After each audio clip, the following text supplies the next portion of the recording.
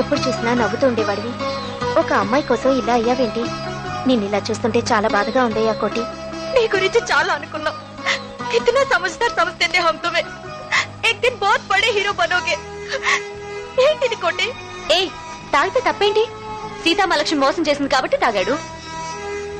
అసలు ఏ ఇంటినో తాగితే అన్ని మర్చిపోయేవాడివి. నేను కూడా నిన్ను మర్చిపోయేవాళ్ళం. చాలా డిసప్పాయింట్ చేసావు కోటి. సినిమా సంగతి మీకెవరికి తెలియట్లేదు. ఇలాగే చాలా మంది